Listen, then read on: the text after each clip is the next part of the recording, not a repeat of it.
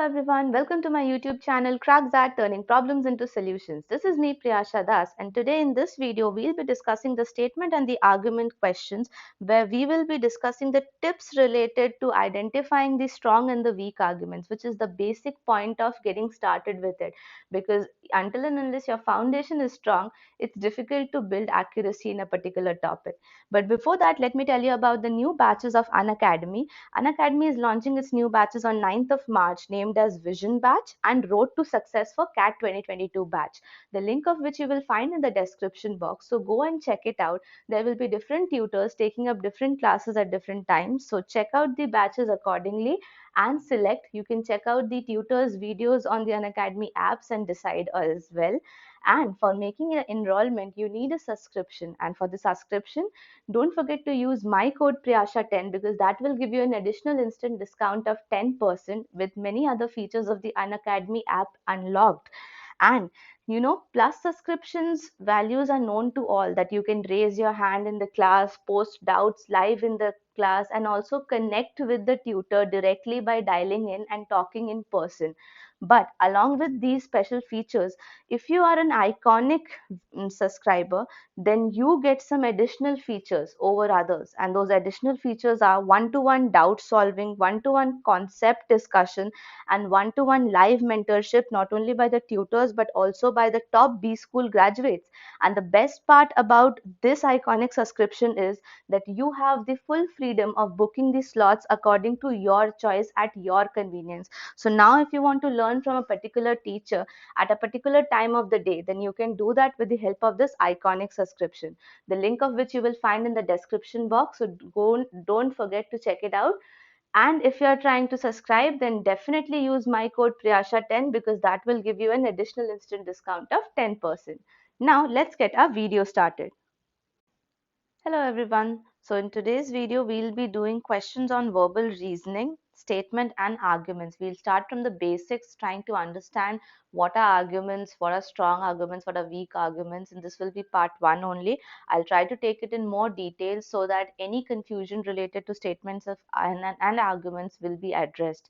But before that, we will be having a quick overview of the answers of the previous practice set. So if you have done practice set 4, then these are the answers for the questions. So the first question was, the men in question, Harold Keane, Jim Peterson, and Gerald Green, deserve awards. So here you need to understand that these three are what? These three are the men who are in question. So when I'm talking about what's the main context, the main context is men in question deserve awards. And these three names is an extra information for us, and anything which is an extra information should come within brackets. So here these names should come within the brackets, and this was the missing punctuation in this sentence. Similarly, in the second one, several countries participated in the airlift, and the name of the countries are Italy, Belgium, France, and Luxembourg. So here what you need to do is add a colon after the airlift, because adding a colon will depict the number of countries which participated in the airlift, the examples kind of thing. So here we will be adding up a colon to depict the extension of the idea or the examples provided. Now, the type B was to give direct answers to why one punctuation is used for. So in question number 3, it's asked, dash is used to indicate possession. Possession means this is his hat, and we can also go it like this, Susan's hat. So we use an apostrophe s to indicate possession, right? And this is called as apostrophe. So the answer for question number 3 is apostrophe. For question number 4, dash is used to mark the end of the declarative and imperative sentences. So if you paid attention in the video, then you must have found out the answer for the fourth one, because I took this question directly, that it is period. Period means full stop. So that is used to mark the end of a sentence. And the last one, the last question is, when a subordinate clause is followed by the main clause, then which of the following punctuation marks is required?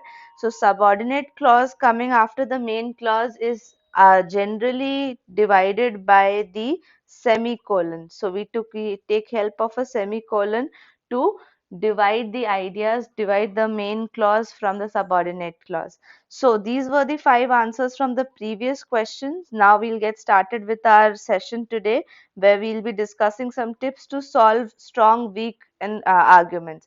But before that, guys, I need some time to actually tell you about what are strong and weak arguments. So just make it a point that you keep this in mind, what are the things I'm telling you. So these strong and weak argument questions are asked in the verbal and the logical reasoning sections, okay? And in this question, the statement will be given to you, and then you will be followed by 2 or 3 arguments, and the question stem will then ask you to select which of the following arguments is strong or weak. So when it comes to determining what is a strong arguments are those arguments which are directly related to the statement and satisfy a logical condition, okay? In short, we can say that logically connecting statements will be the strong arguments which will actually support and strengthen my given statement, okay? If the statement is that this is happening, so the argument should be supporting the fact and saying that this is happening because this is happening, okay? Like the logical connection.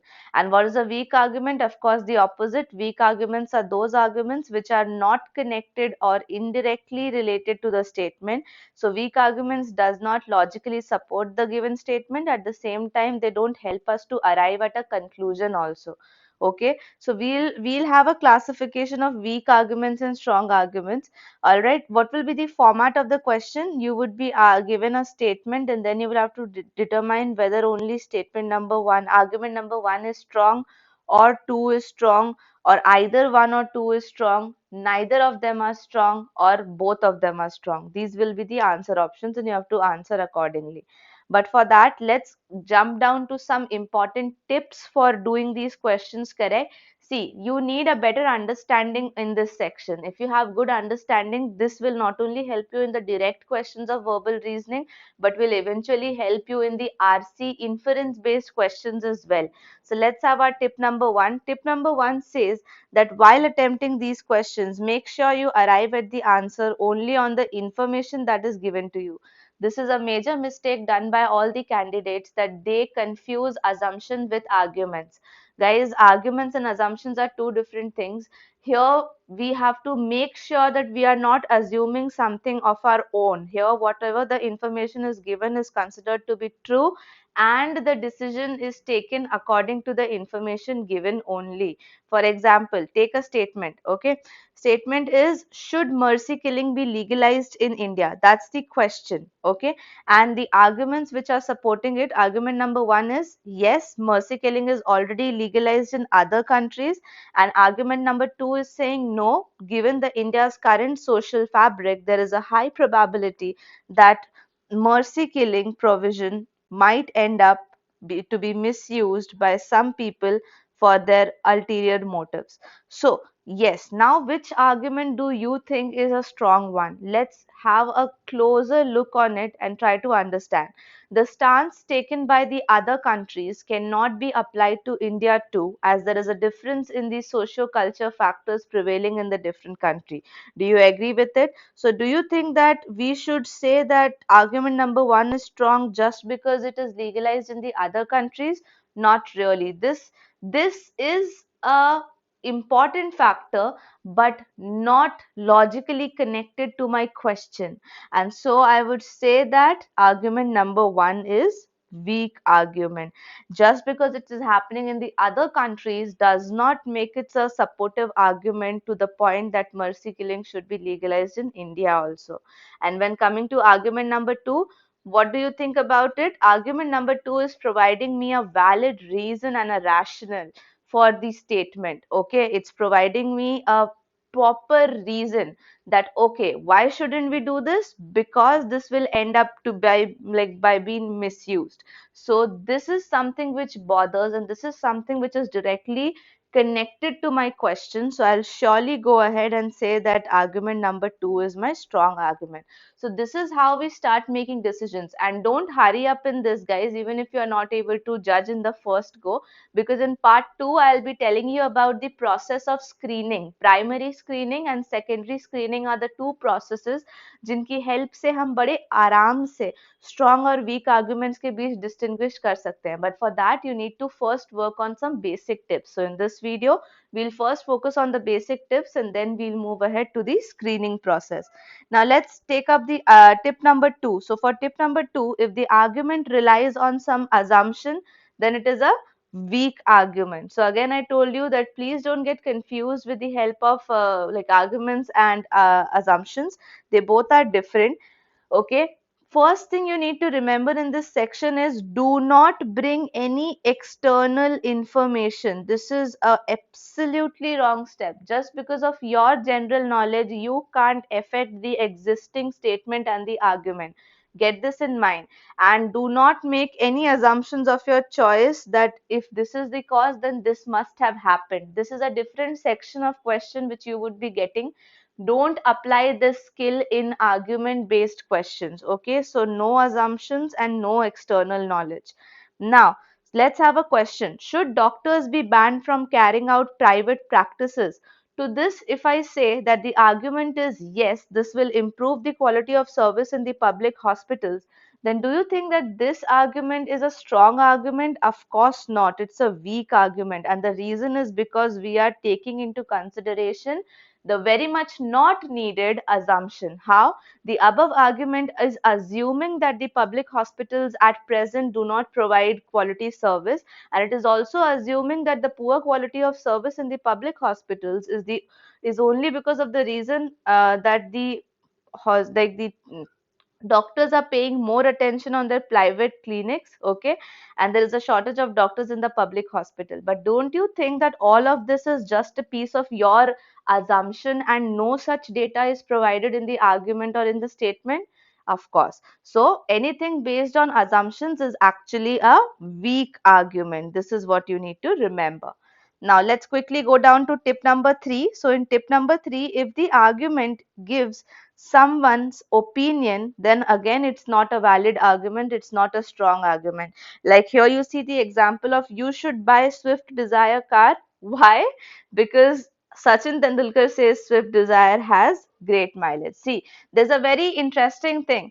Yes, because Swift car has the best mileage. If I would have just deleted this part, okay, that Sachin Tendulkar says Swift car. Okay, if I would have just deleted the Sachin Tendulkar part, then this would have been a valid argument, a strong argument. Okay, but just because I'm adding up that someone's opinion is this, that this is having the best mileage, so it altogether makes it an opinion of an individual, which is surely a weak argument. Okay, so just because of the presence of Sachin Tendulkar's opinion, this becomes a weak argument. In case in the question where no one's opinion is mentioned and a direct reason is mentioned that it has best mileage compared to others in the same sector, then yes, you can surely go with the strong argument. Now, tip number 4. So, tip number 4 is look for the logical reasons that support the argument. Statements without a logical reason and not connected to the statement are weak arguments. Of course, logical reason to be connected is very, very important. And how will we understand that? Let's take an example and check it out. Okay, what's the example here? The example is, should people the age of 18 be allowed to drive? I think the word here is missing. It should be, should people below the age, okay, the question will be, below the age of 18 be allowed to drive? So argument number 1 says that yes, because people of any age should be free to do whatever they like. And statement number 2, argument number 2 says no, people below the age of 18 do not have enough mental and physical maturity to drive a vehicle. All right, now again, first thing before solving this question, your personal opinion. Which are the things which we are avoiding? Your personal opinion, your external knowledge, and your assumptions should be kept as far as possible from the questions answer. Okay, so even if you think that driving below the age of 18 is perfectly fine, it has nothing to do with this question's answer. Okay, you are not being questioned here in this question. The question as well as the answer is given to you. You have to just find that out. Okay, so should below people below the age of 18 be allowed to drive? See, the statement in like the argument number 1 is very much correct, that people of any age should be given the freedom to do whatever they like.